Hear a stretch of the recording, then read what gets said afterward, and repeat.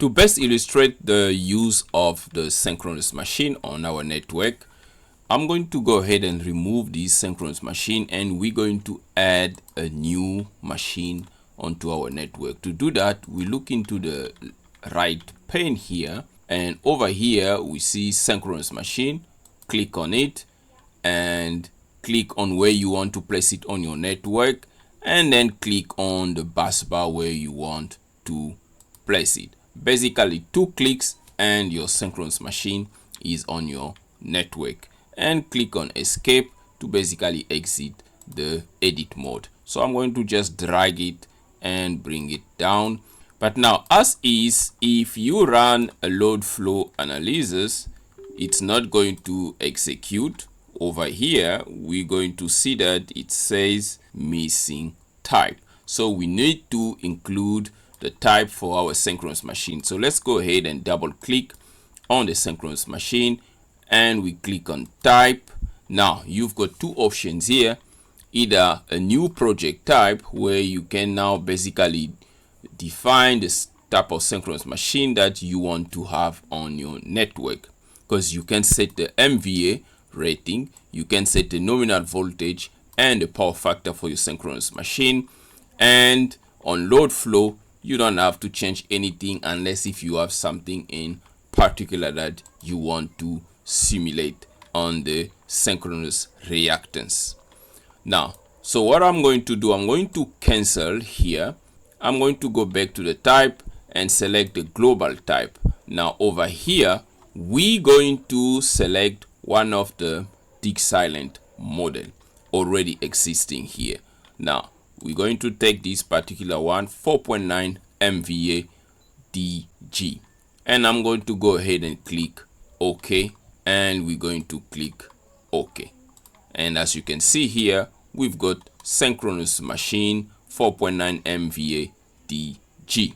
And from here we can obviously run the load flow analysis, but before we do that, let's go back into our model, double click, and we're going to go to load flow, and over here we can see that it is set in power factor, meaning it will be controlling the power on this PCC. So I'm going to go ahead and say OK, and I'm going to run the load flow, and we can see that our system have executed the load flow and there is no issues.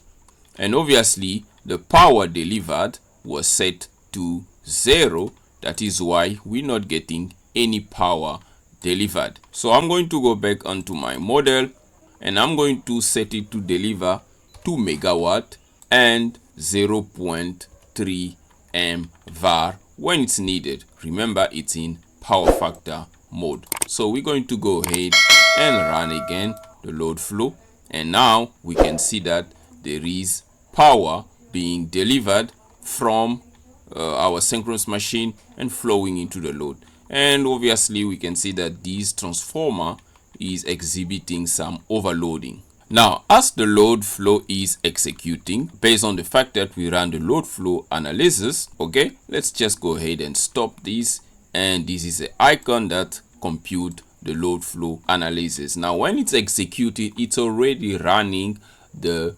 DIgSILENT library models for the synchronous machine that we've already pulled onto our system. Now over here we've got basics option. Basically it's calculate the AC load flow, balanced, positive sequence network. You can also run for unbalanced 3-phase network.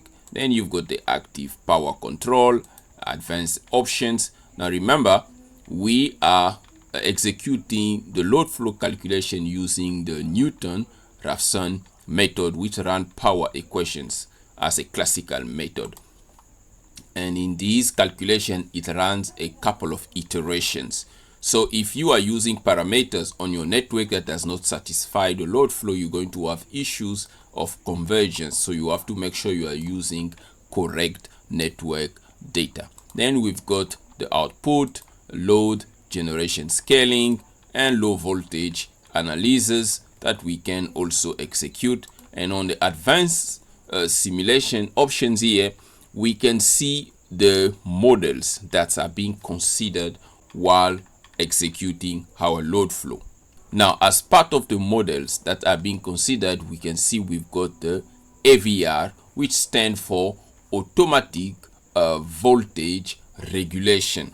Now, what is the AVR system? So let's just quickly cover this angle, because this is the dynamic side of how the generator actually controls its output power. This block diagram shows a complete picture of what we've been discussing regarding the generator or the synchronous machine, reactive power and active power control. Let's quickly trace the energy flow from this image here. Now, starting from the left here, we can see that we've got the fuel control valve. So this is where the fuel enters the system, okay, through the control valve, which is basically regulated by the speed governor that we spoke earlier. Now, the governor's job here is simple. It is to maintain the turbine speed, okay, and therefore the grid frequency, because that's what set the frequency of the power that we are being delivered. Okay, so that is set by adjusting the fuel flow that's going into the turbine. As we all know how the turbines operates in an electrical generator here, so this turbine will then convert the fuel into mechanical energy, basically by spinning the AC generator to produce electricity for our load here. Now, that is the fuel path. Then we've got a second path. Notice here the electrical path that is just here where the AVR is located. We've got the voltage reference that is being referenced by the output voltage from the transformer.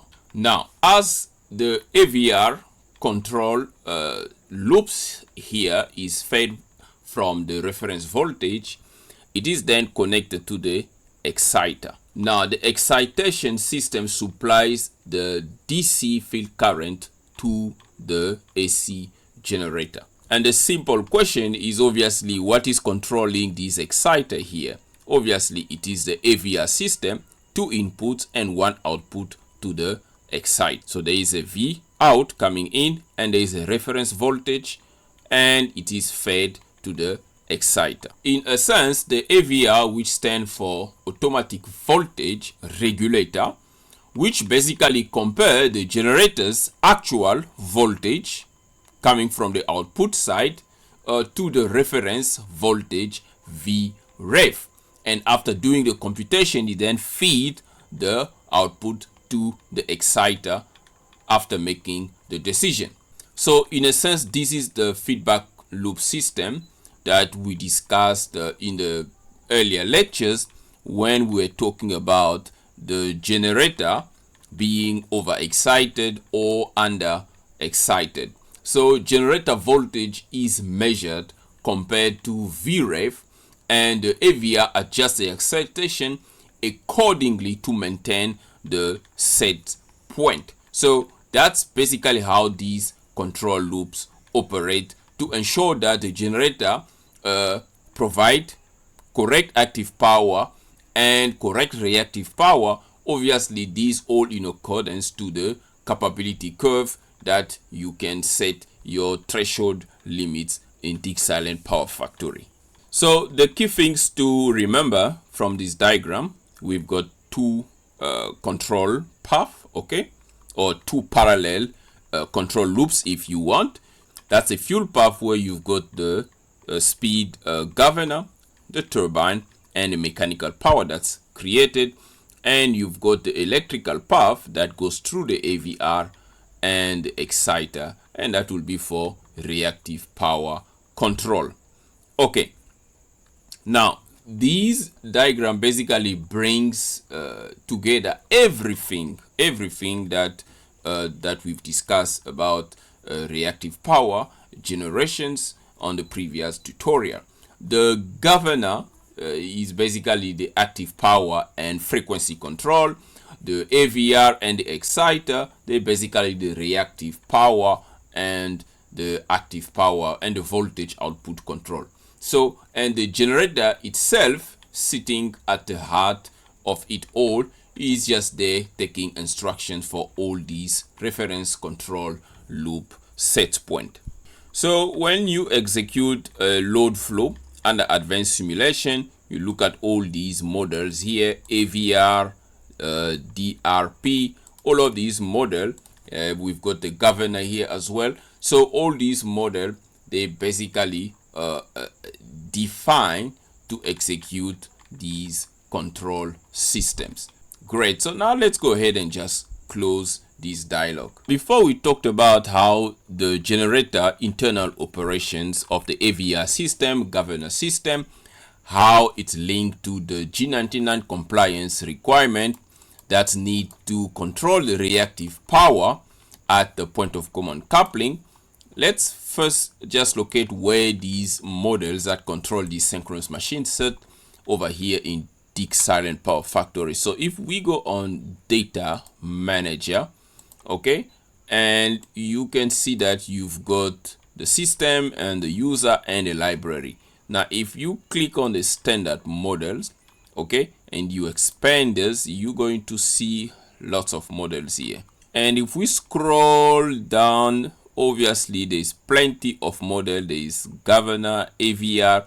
Now let's go ahead and click on the AVR IEEE T1 model, and there is a DSL, obviously, script that is controlling this model. So let's double click here. We open the model, and you can go ahead and click on model definitions, and here you can see the parameters here, state variable, where all the important parameters of the operation of the generators are defined. So let's go ahead and say cancel and just quickly discuss these variables. Very important. Now this dialog looks very technical, I understand, but each parameter that you see here has a specific meaning, and you'll find these values in the generator's datasheet or standard models. So let's go ahead and do a quick walkthrough here. So we've got TR measurement delay. Now it's set at 0.02. So this is basically a filter. It filters the voltage measurement, smooth out the noise before it can actually execute the control. So that's the measurement delay.